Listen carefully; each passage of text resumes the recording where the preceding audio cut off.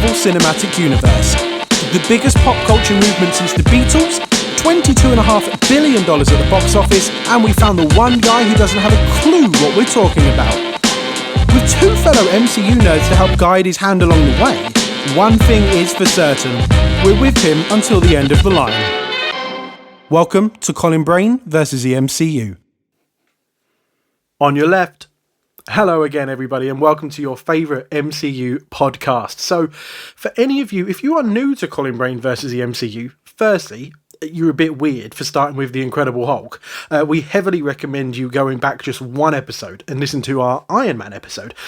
But if you're going to be stubborn, then I guess we should explain what makes this a little different from the vast MCU podcasts that are out there. So I'm joined every week by my good friend / arch nemesis and fellow MCU nut, Mr. Robert Trott. Rob, say hello. Hello. Hi, Rob. We are both very lucky to know our next co-host. Firstly, he's a good bloke.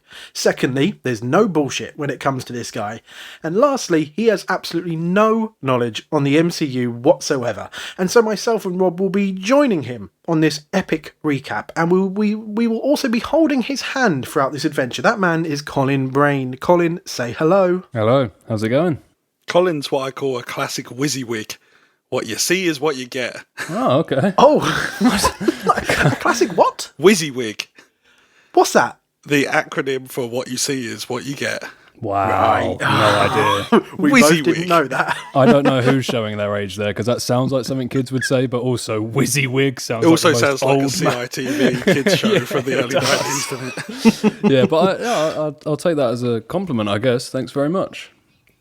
I meant it as a compliment. And also, I'm glad to be holding your hands throughout this, even though virtually, let's say that, you know. Yeah. We are virtually holding each other's from hands. a safe distance. We are still in this pandemic, but if we work out all the timeline, there will be a couple of episodes surely in the future where we will be able to record together. I'm very excited for that. Well, we'll be able to hold hands for real. We can literally hold hands. So, before we dive into the Incredible Hulk, I have to admit something to you both. Go on. Uh-oh. Is it that you forgot the password to the Zoom meeting? tried to enter it 6 times and made us wait half hour to start this recording. So, yes, we all scheduled to meet at 7:30 in the evening to record this. And that is what me and Rob would call midnight in daddy time. Yeah. And we do this over Zoom, and I went to put in a password, and it said wrong password. So I had a bit of an old man moment and just typed anything for the next 5 minutes, and then I got the notification saying it had locked me out of Zoom for the next 30 minutes. So I had to message the boys and be like, just bear with me. So, yes, I do have something to admit. So, yes, it's only episode 2 and I'm already making apologies. So, at the end of every episode, we are going to give ratings out of 5 for each film that we watch. So then by the time we get to the end of this recap, if ever, going by Marvel's current release schedule, we should have a ranking of the MCU films. Now, I gave Iron Man 3.5 out of 5, which got a couple of groans from you both. I think you said I was sitting on the fence, it should be 3 or 4. Yeah.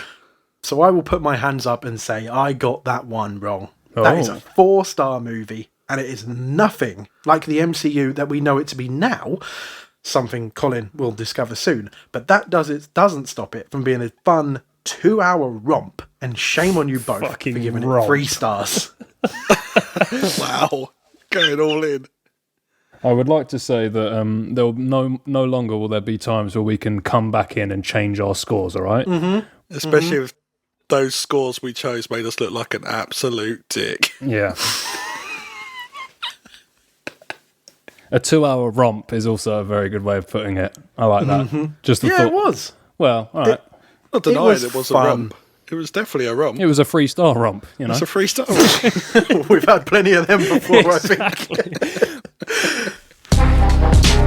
So far, so good. Skip the compliments. Let's get on with it. So, much like last week, if you guys are feeling generous, would you please allow me a few minutes, or maybe half an hour, to give Colin and our listeners a brief background to the film before we dive into our general thoughts and then a deep dive? Go on then. Very kind as per usual. So, much like with last week's Iron Man, Marvel Studios was still operating as an independent studio. So they would make the films, but then allow another film studio to distribute the film. So maybe you noticed that before Iron Man, we had the Paramount logo. Before The Incredible Hulk, we had the Universal logo.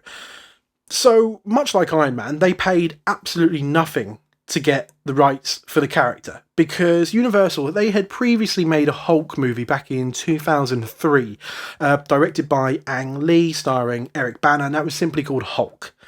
Now, Universal did plan on creating a sequel, but simply too much time had passed. They lost interest over the years as well, so then the rights just simply reverted back to Marvel again.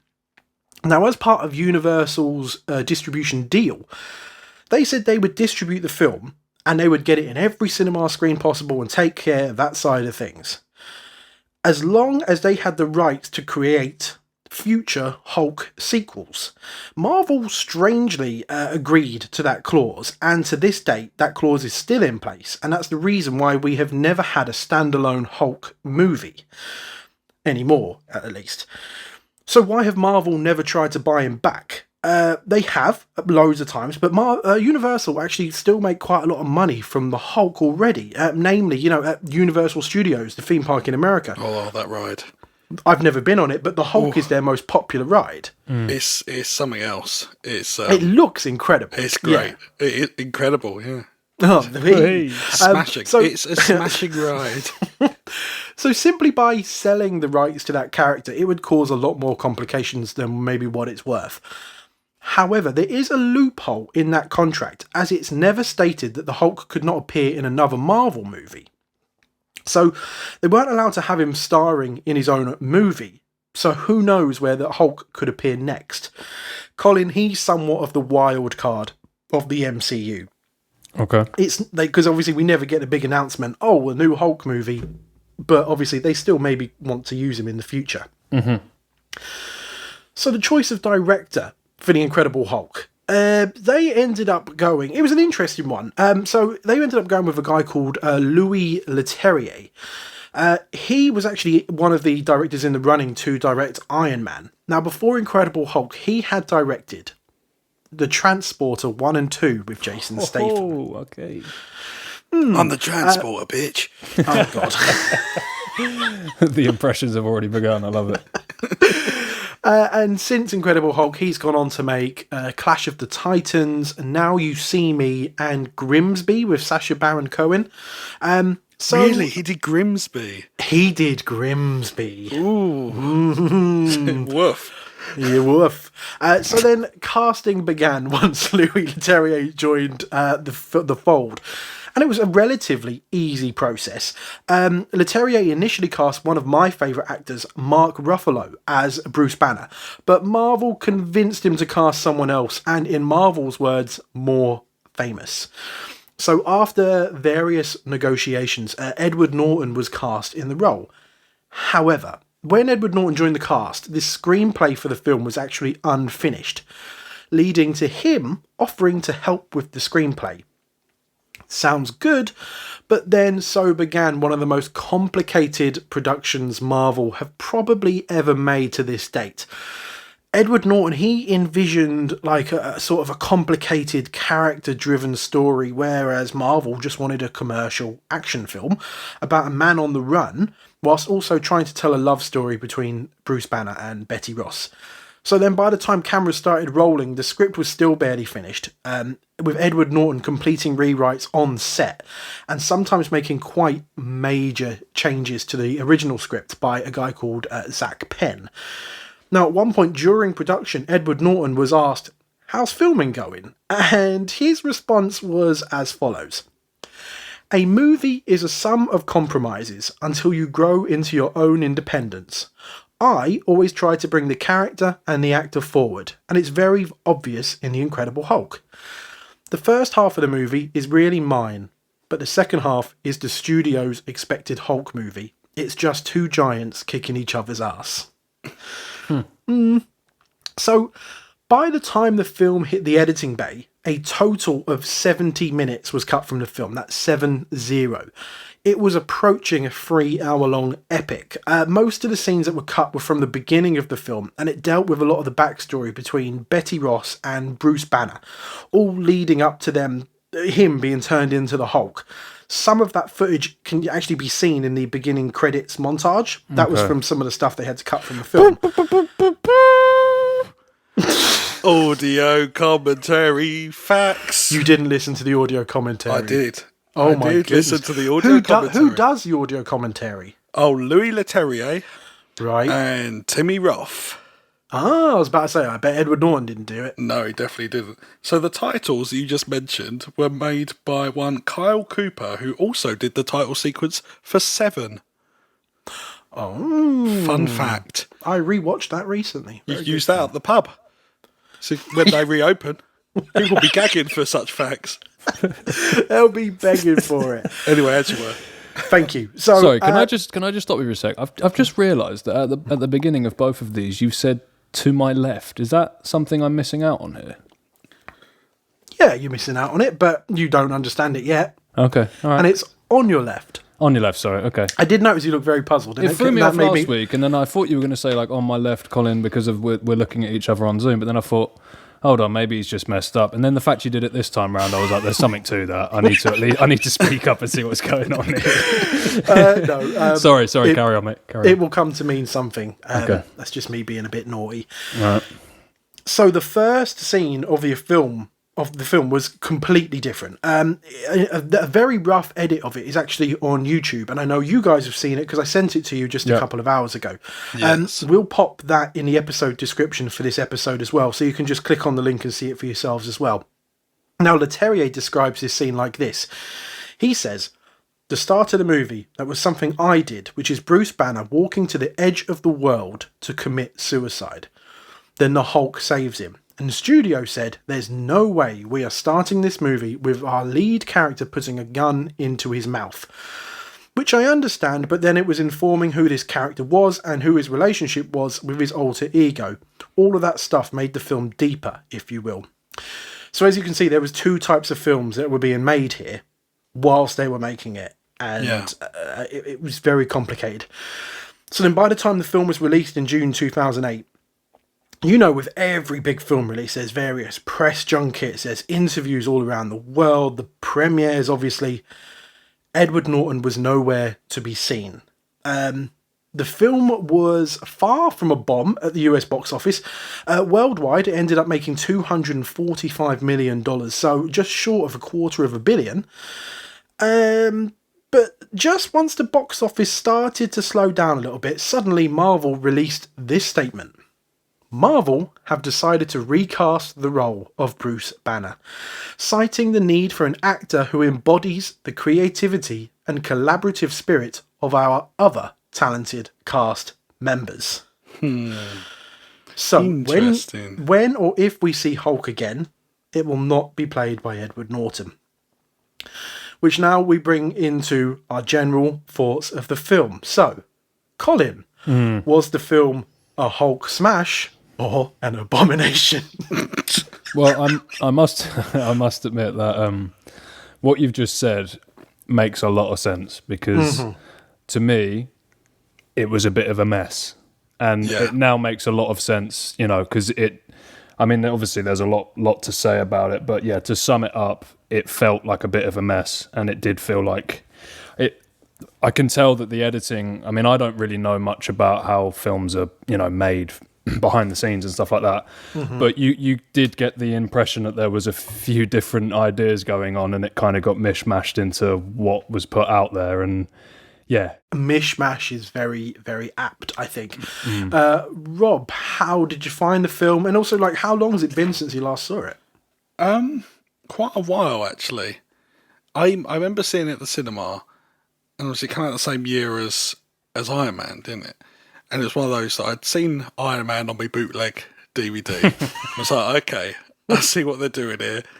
let's get on board to the cinema. Let's go watch the next one. And I love the Hulk. I'm a massive Hulk fan. And yeah, it's from the get go. I can see there's a lot of love for the old series, like the old TV series, and a lot of you can tell a lot of effort went into it. I don't think the problems are with the people making it, apart from like how complicated it all got, the process. But I think there's a lot of loving little nods to the original stuff, even just down to like Ed Norton's eyes going green before he changes is very much like the old show. Betty Ross buying him massive purple shorts. Yeah, that landed a bit flat for me, but yeah, I get it's they hold it for about like a minute, as if the audience are going to be all sort of laughing and see what they done there. But yeah, the little things like using the sad walking music from the old TV series as part of the score. Yeah, having Lou Ferrigno, the old TV Hulk, having a little cameo and passing the baton, so to speak. Yeah. There's a lot of love there, I think, but it is, as Colin said, a hot mess. Well, it's funny you say that because, I mean, obviously you guys, like growing up watching the TV show or having past experience with something, the Hulk, it makes sense that you'd pick up on those things and, you know, you'd like the fact that there's little nods to the original sort of things. And obviously for me, I mean, I'm coming into this, all I knew about the Hulk before this was that he's a bloke, gets angry, turns green and smashes shit up. Like, that's pretty much what I knew. So all of those little bits probably, well, they definitely flew straight over my head, which made the film even more of a mess, to be honest. Well, that's the thing, that doesn't make a film. Like, references do not make a film. So obviously the film needs to work for people that have no idea of those little things. Yeah, it's difficult to do. You've got to get that fine balance where, you know, you do a little something that makes the six nerds in the front row go. Well, that's it. Yeah. But those things are great. It shouldn't complicate the film. Yeah. Or it shouldn't just be that. That shouldn't be the only thing you take from a film. Is that the six nerds at the front are going to go home and, you know, rub one out to whatever. But anyway. Hey, who told you? George, what did you think, George? I think it is a bit of a mishmash, actually.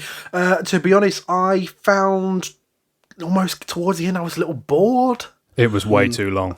I looked at my watch a couple of times and I was like, come on, let's wrap this up now.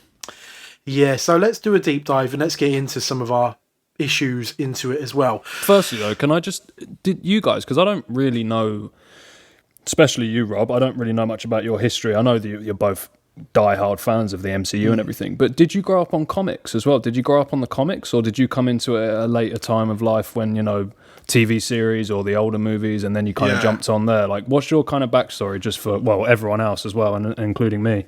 I used to watch the old, especially Hulk, the old sort of Bill Bixby, Lou Ferrigno TV show when I was a kid, and I was sort of brought up on like DC films, so Superman was one of the first films I watched as a kid, the old Chris Reeve ones. And I used to read comics. Like, my dad used to, generally, if it was my dad was a bus driver, so if someone left comics on the bus, he'd bring them home. And that's how I got comics. Nice. And then I started reading X-Men when I was about 10, I think. But yeah, the Hulk's always been one of those. I like the old Jekyll and Hyde. I used to watch, like, and I read like a simplified version of Jekyll and Hyde when I was really little, and that idea has always stuck with me. Like, that's a real cool idea, like the inner monster of a guy and all that kind of thing. So yeah, that's where my love of Hulk comes from, I think, from the old Jekyll and Hyde story. Yeah, very much like Rob. I started off with the cartoons first, and then I started getting into the comics around when I was about 19 or 20, actually. Oh, okay. I came to the comics really late, and there's like a whole well of really, really well told stories there. And much like Rob, one of my first memories is watching the original Superman, and I think kind of it must bleed into my DNA somewhere as to what made me so interested in films. One of my earliest memories was watching a black and white horror film. It was shown in the day, so it couldn't have been that scary. And it dealt with Van Helsing, I think, and he was chasing some sort of monster. Hugh Jackman. not the Hugh Jackman one. And I was trying to get to sleep at night, and I was scared. I thought there was like a monster under the bed. And my dad came in and he explained what movies were. That what I watched is nothing to be scared of. It's literally a bunch of people going to work that day and creating a film. And he said, think about Superman. He said, that's not Superman flying. Superman is just laying on like a pane of glass, and they've put all the images behind him. That's how they make Superman fly. And then I got to sleep that night, and then suddenly I was obsessed with films. So Wow, nice. yeah, that's sort of my background. It's in terms of comic books, yeah, it was cartoons first, then Okay, comic books afterwards. nice. So, yes, this deep dive. So, Bruce Banner is working at a bottling factory in Rio de Janeiro, Brazil. Now, while he's also searching for a cure for his condition, on the internet, he's anonymously collaborating with a colleague known as only Mr. Blue. He's learning yoga techniques to try and keep control, and is not transformed in 5 months. Now, after he cuts his finger, a drop of his blood falls into a bottle, which is eventually ingested by an elderly consumer in Wisconsin. Excelsior! I knew it. You can see the look of joy on my face when you was mentioning it. Yeah. Stan Lee's cameo, everybody. Oh, I picked up on this one. It's quite in your face. This one, isn't it? Also, I still don't really know what he looks like, so I was just looking for someone that looks like Hugh Hefner, and he was the most. Yeah, I gathered it was him. I mean, presumably, after he's drunk that, there is a third rage monster running around somewhere that looks like Stan Lee. I think they reference this in one of the games actually, because there's a Lego Avengers game where you can, once you completed everything, you unlock Stan Lee, and Stan Lee himself actually hulks out. So I like to think that's a little nod to I'm sure the it Incredible is. Hulk. Yeah. Should have saved that for my fun fact, shouldn't I? There's a great cameo. The guy that's teaching him, I think it's called like Aikido or something. It's a Japanese Now, I was martial watching arts. that going, because I know you're a massive MMA fan. Yeah, And I was watching it and I was like, I guarantee that guy's in MMA and Colin will know. His name's Hickson Gracie, and the Gracie family are like the godfathers of Brazilian Is it Jiu-Jitsu. Royston was the other one? There's loads, man. Hoist Gracie. There's like a whole family, and That's one of my fun facts, gone. and that one there, Hickson Gracie. I think he's in the MMA Hall of Fame. I don't think he ever fought in the UFC, but he definitely did in Pride. And He's got mad abs. Yeah, and he was doing the breathing techniques. But yeah, I just thought that was cool, man, because Brazilian guy and Yeah. Look at you, Colin. You're growing into your own. You're now teaching us. there's my bit of trivia. I need a point for that, don't I? But I did see that, and I thought that was nice. Perfect. Now, using the bottle to track down Banner, Ross sends a special forces team led by Emil Blonsky to capture him. Banner then transforms into the Hulk and defeats Blonsky's team. So let's start right from the beginning then. So Colin, now we know Edward Norton's not returning, are you going to miss him in the role? Well, hard to say, because clearly there was a clash of heads in many ways, so it's hard to say I'd miss him, because unless he was going into an environment where I guess he felt like it could be where he wanted it to go or whatever, you never really know if it would be a good or a bad thing. I'm more than happy to see someone else step in the role as the Hulk and just hope that it's not another mess. But yeah, I mean, one major issue I kind of had throughout the whole thing, and again, this is only coming from me because I know very little about the Hulk. I don't even know the backstory of how he becomes the Hulk. And it felt like a sequel. Like, the fact that the title sequence at the beginning was like a montage of, I guess, what happened, but it was so frantically cut together that I couldn't even really tell what was going on. And there was a few other things. I mean, and some of them were answered later on in the movie, but they were answered so just like one line of dialogue that I didn't really even catch what some of the things were. Like the bit where you see Stan Lee drink the drink, and he obviously collapses or whatever happens to him, dies or whatever. I guess you don't really know. But something happens, and then that automatically made me think, well, hold on, why is Edward Norton's character, Bruce, is Bruce, isn't it? Yeah, Bruce Banner. Yeah. Why is he not Like, how come he can survive having this in his body? And then there's one thing that when they meet up later on in the film with Mr. Blue, that character, there's one line, I think, he kind of throws a line out there and almost explains it, but it's just in one little line, and it kind of went straight over my head. And I couldn't be asked to rewind it because I was already an hour and whatever into it. And I don't know, it just felt like there was a lot missing. But that being said, I really loved the parts in Rio, mainly because Rio is just fascinating to me. I think it's a man, I need to get over. It was great. The favelas and all that stuff. Oh man, that part of the world just looks completely insane. I need to find a way to get over there in the next, whenever we can, you know. I'll give the film that. The favela chase sequence is excellent. Yeah. So Timmy Roth maybe, shoots a dog. well, yeah, I know. Yeah, that really confused me a little bit. But obviously, he's a dick. He's tranked the dog, hasn't he? But still. That dog was beautiful as well. Yeah.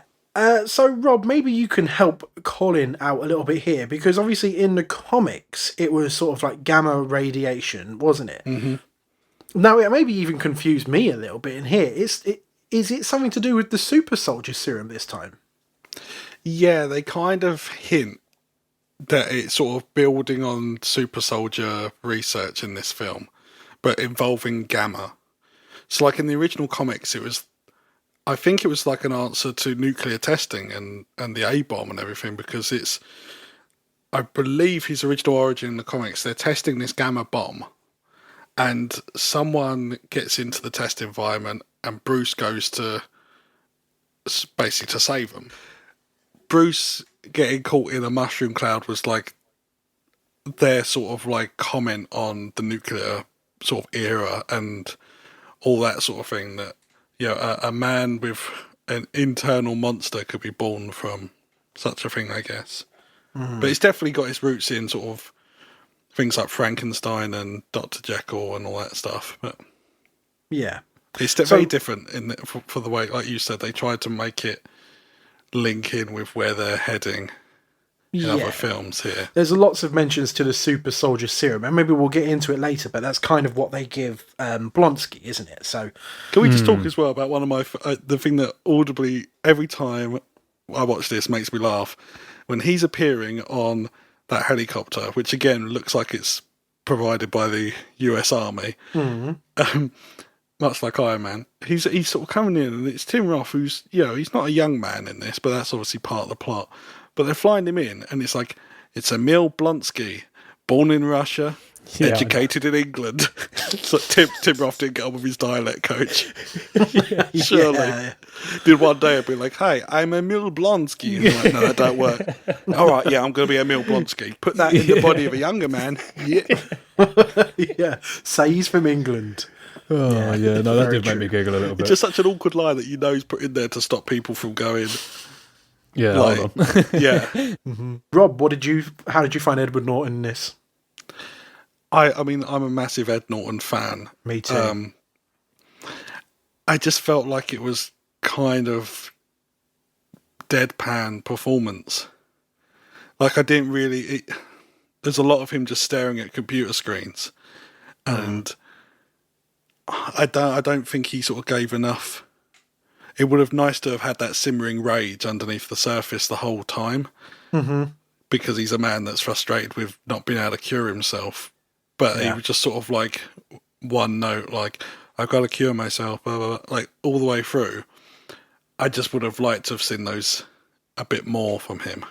Yeah, you're on the right track with one note there, I think. Yeah, for sure. Just occurred to me as well, just before we started before you pressed record, that Edward Norton, maybe it's something that fascinates him, or maybe it's just coincidence, but the notion of dual personalities. Spoilers, much like Fight Club, he has that. And even his first ever film, Primal Fear, is all about that. So, I don't know. I was going to say Primal Scream. I forgot what it was called. No, Primal Fear. Want to have a good time. Want to get old. And yeah, just to cap off sort of this intro sequence, much like I said, I thought the chase through the favelas was excellent, and I found myself completely on board. I thought it was shot really well, and I'll be honest, during that sequence, I questioned myself as to why I've given this film a bit of a hard time in the past. Leterrier knows his action. Like, he's great at shooting action, and the score as well in that whole section is really, really good. And it's weird, like, it goes to show we don't really see Brazil enough in Western films. No. But it is, it just added a whole, like, different element. Yeah, to I was mesmerised by it, and I liked I liked the way they introduced the Hulk character as well. How they, you didn't see him straight away just screaming into the camera full faced. It was like the first thing you really saw of him it was more from a power standpoint, was just one of those soldiers just completely being blasted out of the corner of a room from a dark shadow and just steaming. That's a great across. shot of that one soldier flying through all those. I love that. There's a nice bit they throw a flashbang as well in that. Yeah. And like all the flashbangs go off, you just see the silhouette of the massive Hulk. But a bit like you, George, I was really feeling it. Like the first 10, 15 minutes or whatever, 20 minutes of it, I was thinking like, Christ, this is great, man. Bring on more of this. And let's move on. Yeah, and we'll get into more, I guess. Yeah. So after Ross explains how Banner became the Hulk, Blonsky agrees to be injected with a small amount of a similar serum, which gives him enhanced speed, strength, agility, and healing. It starts slowly to deform his skeleton, but also maybe impair his judgment. Now, Banner returns to Culver University and reunites with Betty, where Banner is attacked a second time by Ross and Blonsky's forces, tipped off by Betty's suspicious boyfriend, Leonard Sampson. This causes Banner again to transform into the Hulk. The ensuing battle outside the university proves futile for Ross's forces, and they retreat. Though Blonsky, whose sanity is maybe faltering, and like I said, his judgment was impaired, attacks and mocks the Hulk. The Hulk then severely injures Blonsky and he then flees with Betty. So let's talk a little bit more about Tim Roth. Effective as a villain, how does he compare to Jeff Bridges as Obadiah last week? I think it was justified in the story. Everything had a reason. He was hammy, but also there was the aging soldier thing worked because he had motivation for wanting to, take the serum and get hooked on that and become that strong, powerful soldier or monster, whatever you want to put it. I think it made sense to me, and I thought he was good. There was a lot of his performance wasn't bad at all. It's just an odd choice. I mean, I've always loved Tim Roth since Reservoir Dogs. Yeah. But yeah, I just think it's one of those, like Ed Norton said, it gets to a certain part of the film and it's like, okay, bye Tim Roth. You're no longer needed. Let's go CGI now. Yeah. Which is a shame. Colin? Yeah, I mean, not much more to add, really. I agree with Rob, but I did like how sort of matter-of-fact the dialogue was towards the... was it the Sergeant Ross, is it? I liked how he was just sort of very, very upfront with him, and because also I really didn't like that guy's character either, so... General Ross, so having another guy on the screen willing to kind of, tell this guy to sort of... well, in a nicer way than this, but go fuck himself at any chance he could. I quite enjoyed that just from a sort of selfish point of view, because I really didn't like that character of General Ross at all. But but yeah, I liked him. I liked Tim Roth as an actor. I think he's cool and yeah, I mean, like you said, towards the end of the film, he's not really there anymore, is he? But while he was there, I thought he played a good role. Yeah, I agree with you guys. I think I liked Tim Roth in this. I think he's always great at playing quite slimy characters. And it occurred to me whilst watching this, I would have maybe, if there was a longer cut, maybe who knows.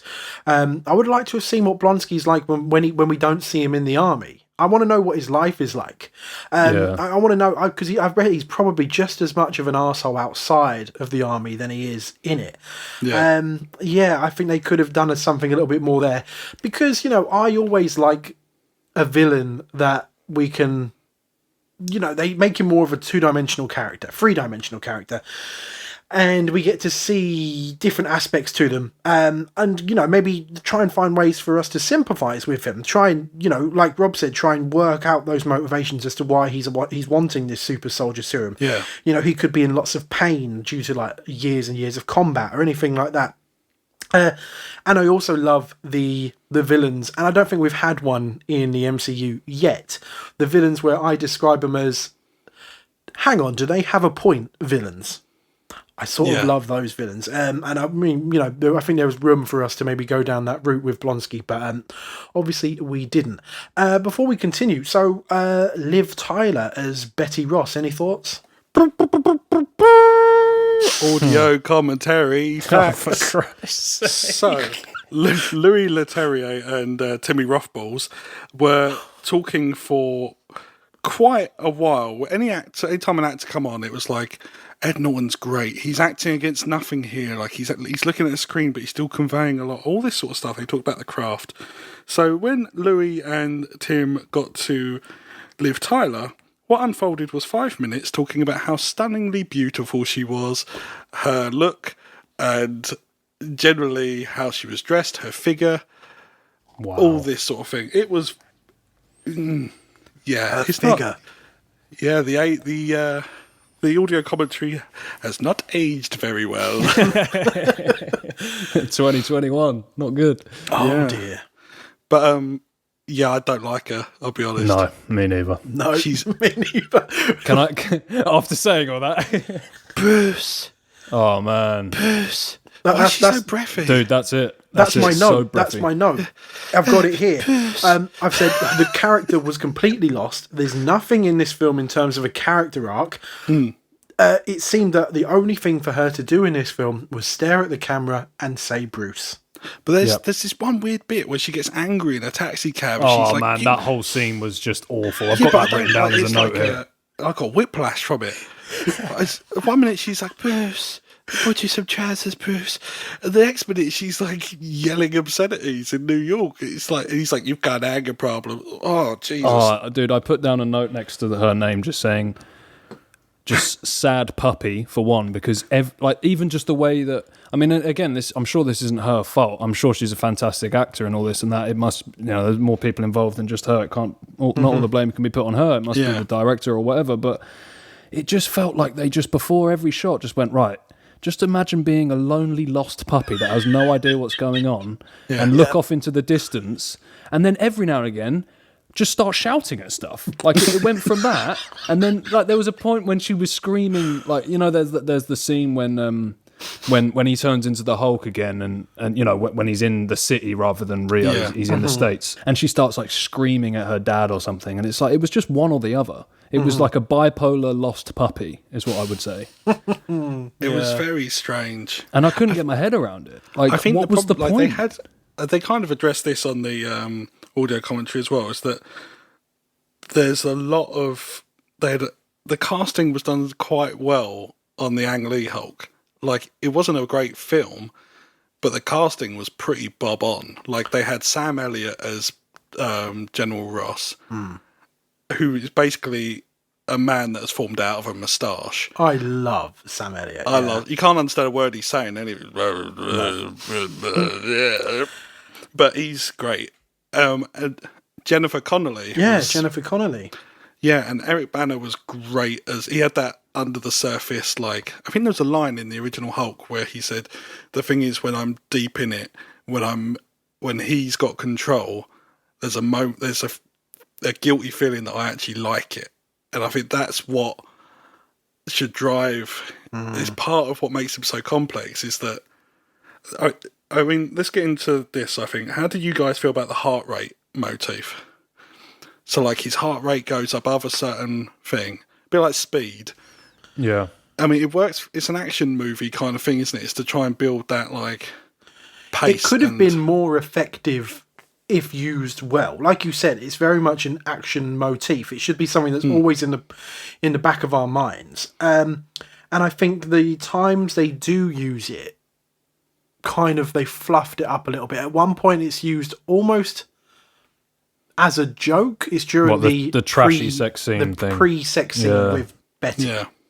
Of when he says, I can't get too excited. Like I said, they play it off as a joke. For me, it didn't work. No. Anna, my fiance who I watched it with, it got a giggle out of her. But, so it works on some level.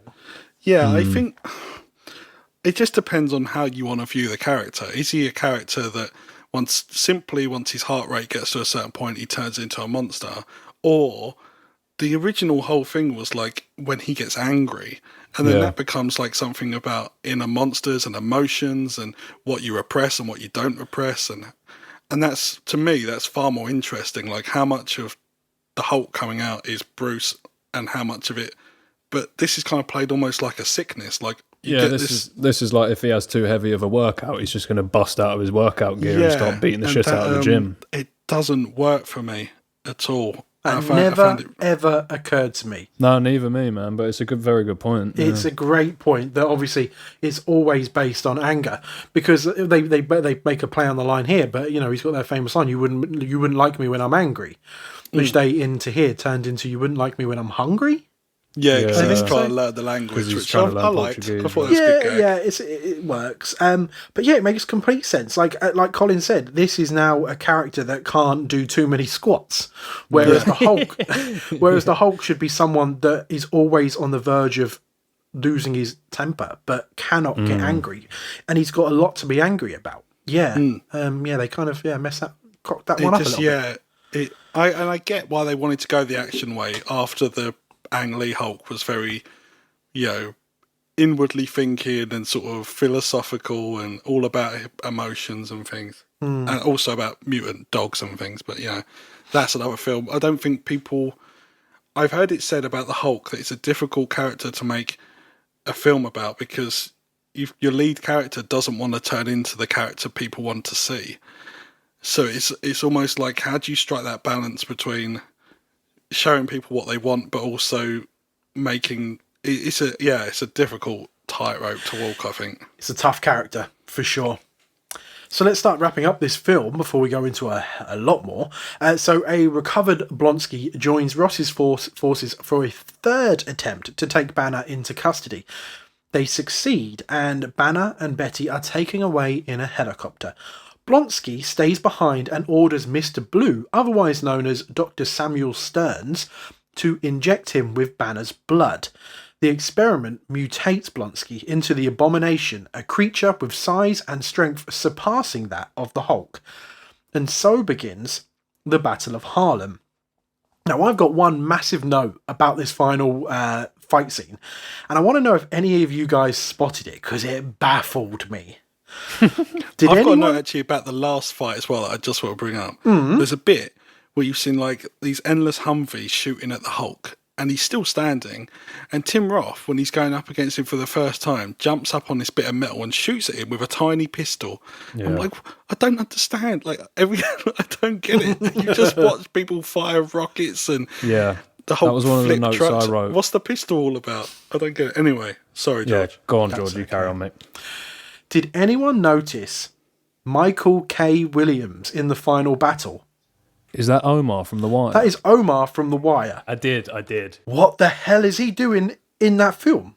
I thought maybe he comes back in the MCU as some sort of superhero or something, or a villain. I just it thought looks maybe like the beginning of an origin story. Yeah, it's true. That's what I thought. That's what I was hoping for. It confused the life out of me. He is one of the most talented character actors working today. Man. He's in this film for half a second as he runs out onto the street and watches Hulk and Abomination fight. I looked to see if he was in the credits. He's credited as Harlem Bystander, coming to a cinema near you. Wow. It makes me wonder if it was some sort of weird cameo, or whether but is he that famous enough for a cameo? I don't really know. Or whether he got screwed over a little bit. Maybe he had more to do in the original cut, because I had to check. The Wire was made between 2002 and 2008. So The Wire had already finished by the time this film was done. And he's essentially one of the leads in that show. So it feels weird that he would be in this for half a second. Yeah, that is odd. That's why I thought to myself, oh, there's something there. They're just dropping him in. Michael K. Williams starring in Harlem Bystander. Next time, baby. Next time, baby. So what did we think of that final fight scene? I don't think you can really tell it's Harlem unless someone says, because it's all pitch black. Yeah. It's, I don't know. It's frustrating. There's a lot going on as well. Like, you got that after the Blonsky turning into the monster, you've got Sam Stern's head turning into a giant ball sack and him having his Next time, baby. Moment. Looking at the camera. Again, it's sort of what Rob said a couple minutes ago. Is it baffled me that they were still firing bullets at these things? Like it was like, and it's the third battle in the film. Yeah, it's the third battle. We've now sent in this new, bigger version of the Hulk. Or no. They then send the Hulk back in, don't they? Like from the chopper, and then the chopper proceeds to keep firing at the thing the entire time, even though we already know bullets don't do anything. Money. Yeah. Because we've also got one of the most sort of cringeworthy lines in the movie was that random soldier firing an RPG at the guy and saying "booyah" right afterwards, which just made me facepalm. One thing I did like about the fight scene was I thought the choreography of the actual fight between the two monsters was quite cool, like the punching and the ground and pound elements and the elbows and all that. That was quite very different styles within Hulk and Abomination. Yeah. The choreography of that, and also you guys will hopefully be able to help me out with this. When those types of scenes are being made or produced in the film world, is that two dudes with green suits on that then get turned into like things afterwards, like actually acting it out, or is that just all digital from the get-go? It all depends. I think this film, they didn't do any motion capture, so I don't think they had that guy. Like guys in suits, okay, so it's just all I think this one was all sort of just built off of that's cool digital stuff. They use different techniques on different films, but I think for this one it was based off of maybe there was motion capture, but it wasn't on set if they did it. I know they tried to base it off of Ed Norton's face, but I don't think it fully works. Oh god, no. So on that, I think there's a reason why people tend to love superheroes and superhero films, and especially ones that are played by a human actor. So I know personally I become more invested in it if I can see that some people are actually fighting. Sure. I find it very difficult to get into a fight scene between CGI characters, because as cool as it sometimes may look, in my head at least, I know I'm watching two CGI figures designed on a computer punching each other. I tend to want, stunt work, much like the beginning fight scene in the warehouse in the favela. That was some great stuff. That was stunt work, some really nice choreography, and obviously I didn't really get a ton of that at the end. Speaking of cringeworthy lines, Booyah is up there, but it's nothing like what you've just reminded me of when the news crew interview the two students at Culver University. And he says, it was like a big green monster. It was almost like a Hulk. Yeah. No. Shut your face. Is there actually a definition of what a Hulk is? I might be being really dumb now, but is Hulk actually a word? We might have to cut this out if it is and I'm being an idiot. But Hulk just means like a big mass, doesn't it? Oh, it does. Like a hulking. Okay. All right. Yeah, I think, like George said, I think he's just something. But I mean, if you saw a giant green monster, would the first word that comes to your head be, it's like a Hulk? That's a big green monster, isn't it? Yeah, it's a big giant green bastard going around killing people. I think it would be much cooler if no one knows how to describe it, but Hulk is the one that calls themselves Hulk because they got a primitive use of language, just one word, Hulk. So, after the battle throughout Harlem, the Hulk defeats the Abomination by nearly strangling him to death with a chain, but spares his life upon hearing Betty's plea, and leaves the Abomination for Ross and his forces to arrest. After having a peaceful moment with Betty, he then flees New York. A month later, Banner is in Bella Coola in the British Columbia. Instead of suppressing his transformation, he begins to transform, but in a controlled manner with a slight smirk. And then later, Tony Stark approaches Ross at a local bar and informs him that a team is being put together. That wraps up our film. So, like I told you, Colin, before you actually watched the film, I said don't watch it don't watch a post-credit scene. I don't want you to waste your time.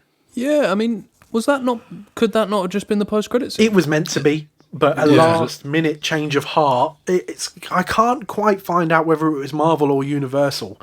Okay. I keep reading that it was more likely Universal panicked and wanted to put that at the end. But it's so tacked on. I think it's maybe the worst post-credit scene Marvel have ever done.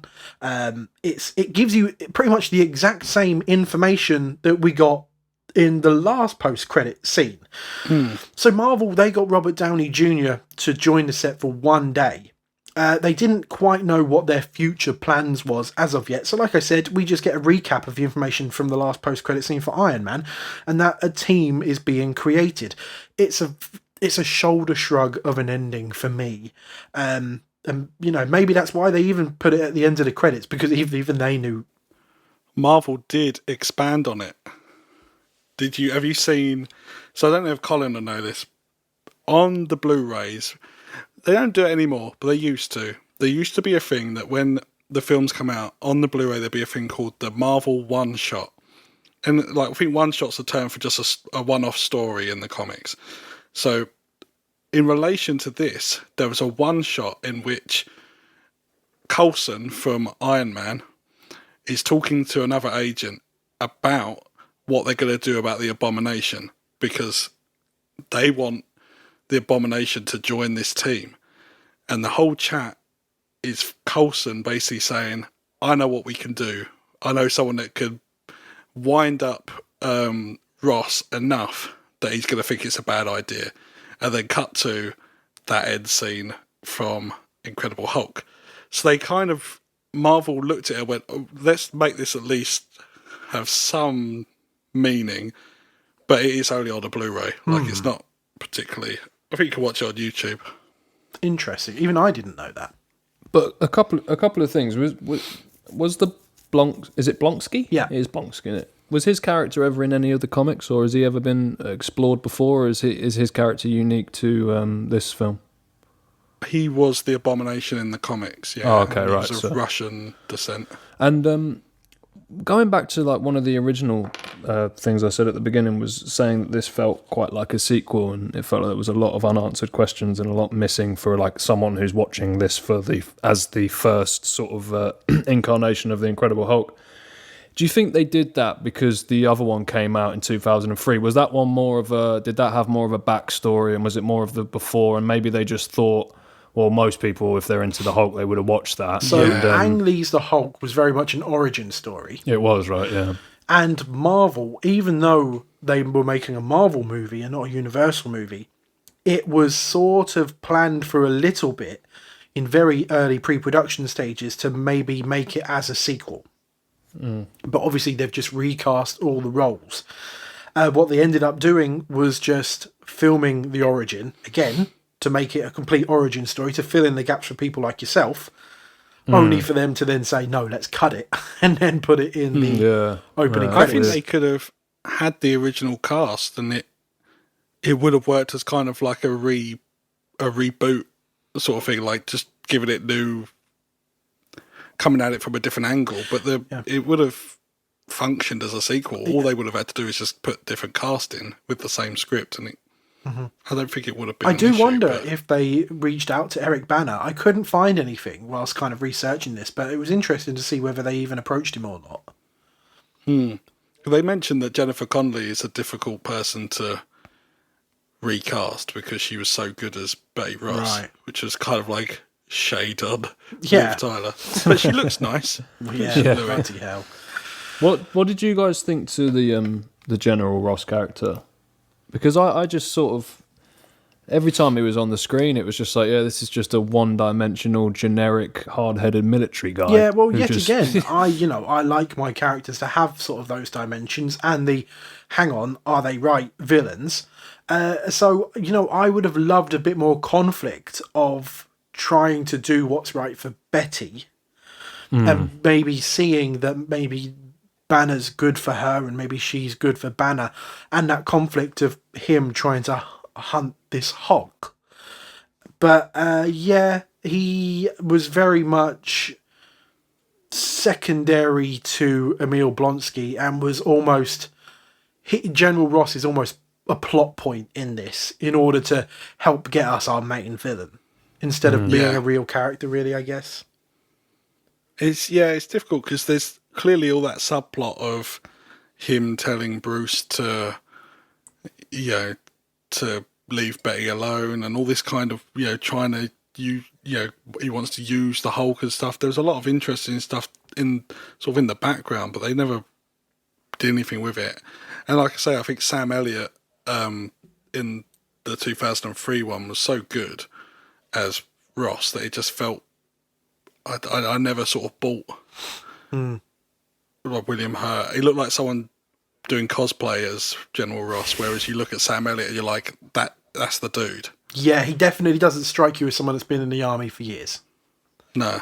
Yeah, I got that. So, Colin, are there any characters in this that you'd be interested in seeing returning? Because obviously we've got a lot of films, or do we just sweep this under the rug and pretend it never happened? Well, I mean, Omar from The Wire, I would have liked to have seen him come back. I can't even remember what his name is. I feel really bad. What is his name, dude? I feel bad. Just Michael saying K. Omar from The Wire. Williams. Okay, yeah, I would have loved to have seen him come back, but that's been shot down already, so I'm already annoyed about that one. I mean, I'm all for any more MMA cameos popping up. I'm pretty sure George St. Pierre turns up in one of the films, doesn't he? I don't know what film. I just know. It might see GSP. Yeah, nice, maybe. But in terms of actual characters being more real, not really. Okay. If I'm totally honest with you, mate. I mean, obviously, I do know the Hulk comes back. Yeah. That's not going to be breaking news to me at all. But to be perfectly honest with you, and I'm sorry to say this, Rob, I'm just not that big a fan of the Hulk as a character. That's fine. I just and it seems to be a word that I wrote down many times throughout this film. Is just one-dimensional, and it just felt like that's all this film was. It was a bit of a mess. It was one-dimensional, and it really hasn't inspired me to care or look any more into the character of the Hulk at all. If I'm totally honest with you. Well, then pressure's on Marvel to try and change your mind. Yeah, definitely. Which is interesting. So, Rob, I think Colin's pretty much given us his final thoughts on the film. What about yourself? I don't really like it. I would put it pretty low down in my sort of list. Mm-hmm. But I think when all this started, and I'm judging it based on all these other films that followed. When I watched it at the time, it was a bit of popcorn fluff. I didn't feel like I'd wasted my evening like I do sometimes at the cinema. Like it was an enjoyable bit of fluff for the most part. But I everything you guys have said as well, I completely agree with. It is a mess. Yeah. So at the time of recording, there are 23 films in the MCU. By the end of this year, I think we've got 27. I've always said that, to me, there are 3 below par films in the MCU. This is one of 3. So that's a pretty, for 3 out of 23 is not bad going whatsoever. No. Yeah, it doesn't work for me, this film, unfortunately. So, much like we said in Iron Man, we are creating an account, a Colin Brain versus the MCU account, on an app called Letterboxd, where we are each going to give our rankings out of 5, which we are not allowed to go back on once we give our final result. And we are then going to rank the films alongside each other as well. So then by the time we get to the end of this podcast, we will have our own, Colin's, mine and Rob's, individual rankings on the MCU, and we can compare and contrast. We won't do this for every single film because it will get complicated. But since this is only episode 2, Colin, was this better than Iron Man? No. Rob, was this better than Iron Man? No. Colin, what would you rate this out of 5?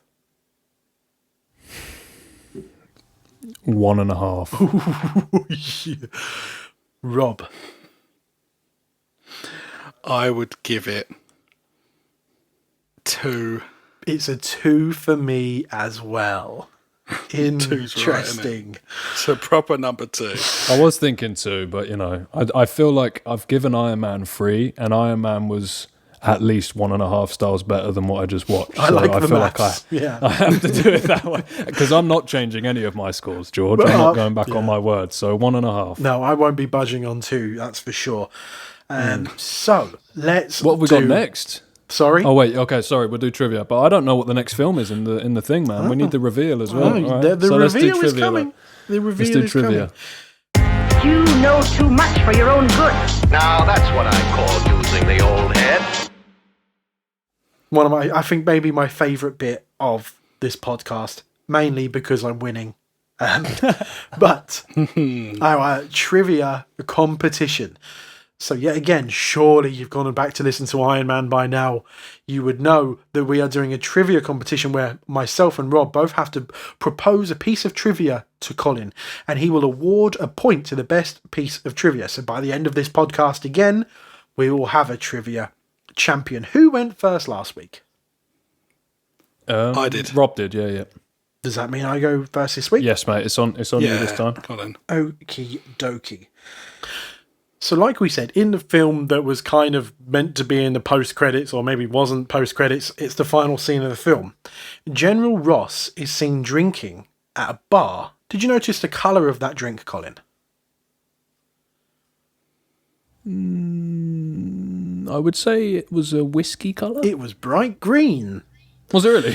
So, to make that drink, it is equal parts of Hennessy cognac and equal parts of hypnotic liquor, which if you were to order that at a bar, you would order an Incredible Hulk. You look so happy with I this. like that. I like that one. I just thought he was drinking an apple teeny. No, it's an Incredible Hulk. Rob, over to you. Go on, Rob. Okay, I see what you've done there. You can bring this back to evens, man. It's only one up. So, you enjoyed the Brazil chase, didn't you, Colin? I did. You had a fondness for the Brazil scene. So, I learnt from the audio commentary facts. During the chase scene, Tim Roth was so full of beans that he flipped a table whilst chasing Ed Norton. That table caused a real bottle to hit a woman in the face. Apparently, she was too starstruck by seeing Tim Roth in the flesh to mind and let them off. Well, that's what the director's saying, at least. There might have been a lawsuit that said otherwise. But I like that. So you've got fun time at a bar, violence against women. You can't put it like that, man. so you've got Brazil, which you loved. Yeah, I did. Or General Ross, which you hated. For that reason, I think I'm going to have to go with Rob on this one. So it's one apiece. Okay. Getting interesting now. Yeah. Some positives got to come out of someone listening to the audio commentary. Are you doing so? When you listen to this audio commentary, are you watching the movie and then watching it again with the commentary on? I've seen the film so many times now That you don't need to just watch it. You just go straight in with the commentary. I just had the audio commentary on. Oh, cool. All right. And I got to admit, we was all saying how slow the film felt it was going. I had about an hour left of free time, and I watched like the last hour in like times 10 speed just to remind myself of what happens in each scene. And I was like, right, I know what I'm doing. I know what I'm saying. Wow. We're fine. Okay. Brilliant. Another great episode there, guys. That was a good laugh. So, Colin. Yeah, mate. Our next film, like you mentioned, we are heading straight back to Tony Stark and Co. I thought. As rewatch from 2010, Iron Man 2. Rob, say goodbye. Goodbye. Colin, say goodbye. Goodbye. Take it easy, everyone. And again, thanks for joining us. Stay safe, stay well, stay nerdy. See ya. Next time we meet, let it be in peace and friendship. This is as far as you're going to get tonight. Such valuable stuff. All in a night's work.